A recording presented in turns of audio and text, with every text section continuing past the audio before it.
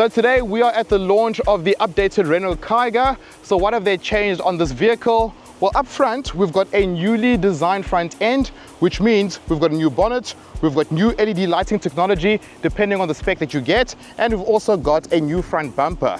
This vehicle is the Techno spec, so you've got 16-inch alloy wheels. On the side of the vehicle, it looks like the Kiger that we've come to know and love. But at the back of the vehicle, you'll notice that they have changed the LED lighting technology at the back of the car. This car also, of course, uses the new Renault design language in terms of the badge. With the Kiger here, it reminds us a lot of the Duster in terms of the design language.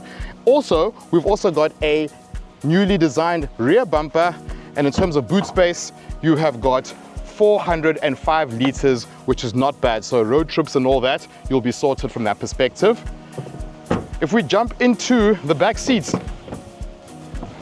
you'll notice that I have got plenty space for rear occupants. I can sit behind myself quite comfortably in this car. You've also got aircon vents at the back here, which is quite good for your rear occupants.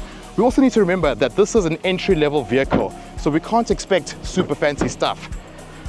We've got these two-tone cloth seats up front and obviously at the rear as well. We've got an 8-inch touchscreen infotainment system.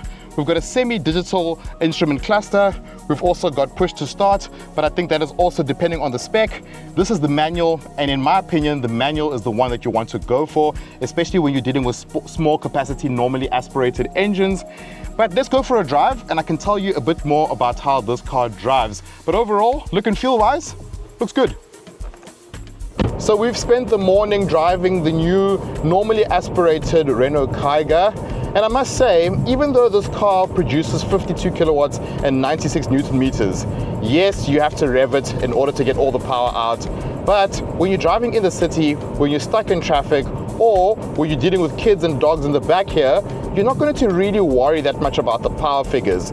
This car is not aimed at a performance audience, so we don't really need to critique that car from that perspective. But I can tell you that from a practicality perspective and from a comfort perspective and also from an affordability perspective, this car makes a lot of sense. You can understand why many South Africans have bought this car. And in fact, ever since they launched the Kiger in 2021, they've sold over 28,000 units. And interestingly, 15,000 of that 28,000 is actually the normally aspirated variant. So people clearly like this vehicle more than the turbo variant. And I think a lot of that has got to do with cost.